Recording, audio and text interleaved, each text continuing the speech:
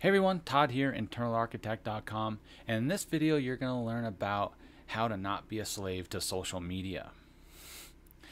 Yes, this is talking about all the different social medias and how to start disconnecting from them just for your own personal time wise. Now, as time is really limited through everything that we do, we look for acceptance in some of the wrong ways, I think.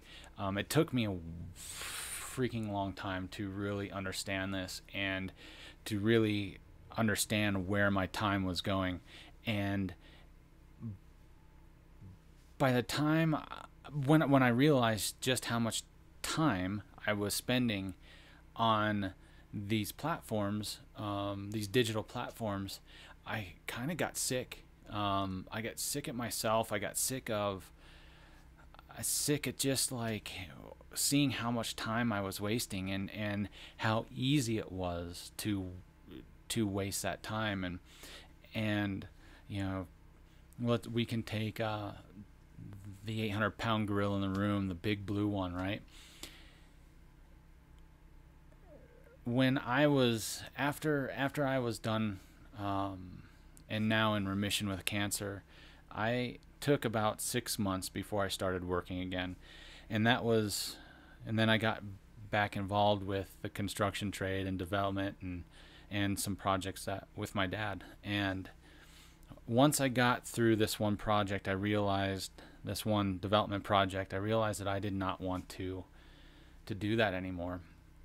And this was right around the beginning of 2011, and say February, March in there, and we ended up going through some pretty crazy stuff with that development. And there was just I had a realization that I didn't want to necessarily continue down this specific path of construction, and by doing that, I kind of took myself out of a certain job market, right? And I was fine with that. And in the mix of that, I didn't want to have to go through treatment or go through ownership of equipment and just having liabilities that were really going to be difficult in keeping moving forward and adding stress to my life. So I ended up switching and doing some property management stuff instead, and it was for a company that is what it is. And during my free time, I realized I would catch myself getting on the big blue FB and just scrolling. I was just scrolling through the feed. What's this person doing? What's this person doing? Wow, that's pretty cool. Wow. And I was just becoming just a lush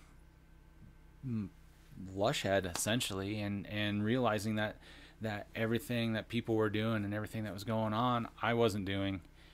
And it was psychologically twisting my head into a point where I was getting jealous and just frustrated. But for some reason, I couldn't stop stop looking at the feed. And it was really it was tough, and it actually went on for a little bit, and it kept me stuck in that position for a while, instead of myself really figuring out what it is that I needed to really work on for myself. And so this went on for about a year, and then I got out of that and started doing some municipality work for the town of Breckenridge, and that's when things kind of started to change. And once I was that spring, I ended up going on a vacation with my oldest stepdaughter to Mexico for her senior graduation.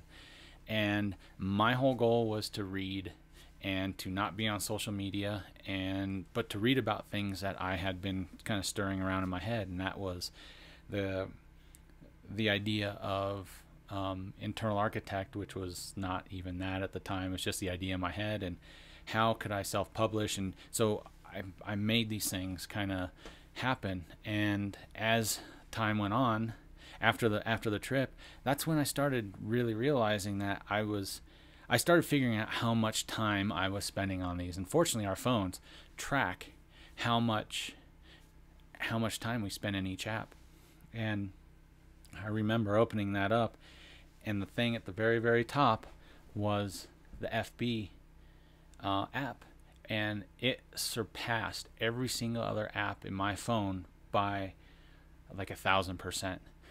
And I was shocked. I was blown away that that's how much time I was spending on this social media addiction. And that was, at that moment, is when I ended up erasing. I didn't erase my account, but I erased FB, the app from my phone, and I couldn't just get on it anymore. And every time I wanted to get on and just kind of look, I just was like, I had to tell myself, nope, go do something else, go do something more productive, and you know, work on your book, do something. And then I kind of, once I realized that, then I went into this full like mode of creating. And it was so important of getting my head out of that mindset of I need to spend my free time doing something that isn't going to help me with anything, to using that free time in doing something good for myself.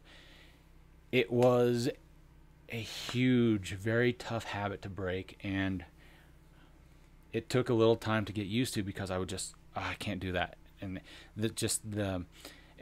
I think the best way to attribute it to is like smokers, how they're so used to having something in their hand, and just there's that motion that goes along with it, including the addiction to nicotine. And it's the same thing.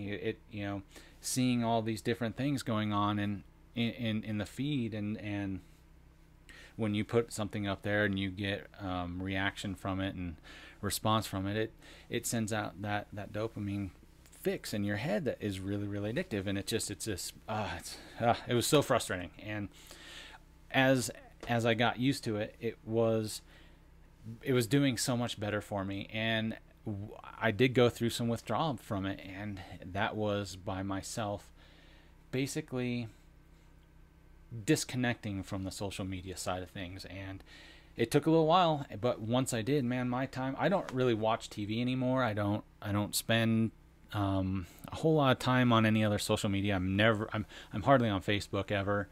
A little bit more on Instagram, and I'm really being conscious of how much time I spend on that. So, you know, there are huge time benefits to working on not being on social media, and being able to use that time to really help yourself do something better. And I will recommend this for anyone, not just cancer survivors, but anyone out there. You know, do something good for yourself. You know, take up a hobby. You know, whether that is golfing, or say you want to restore a car, or you want to say walk the Pacific Coast Trail.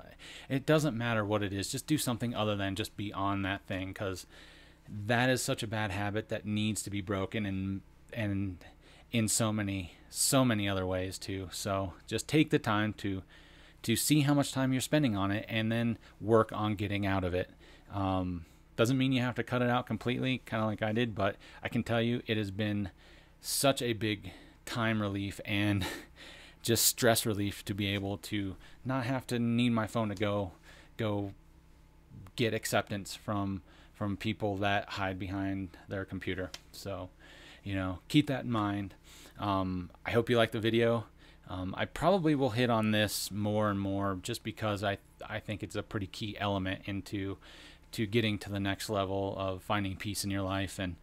And once you kind of get out of it, you can start using it. You can start using it as a tool to help you, maybe even share your voice and your story and what you want to do with it. So, you know, if you like what I'm saying, you know, hit me in the comments below, and also subscribe to the channel. That'd be awesome. So really appreciate it. Really appreciate your time and your energy into watching the videos, and I really look forward to seeing you in the next video. So thanks again.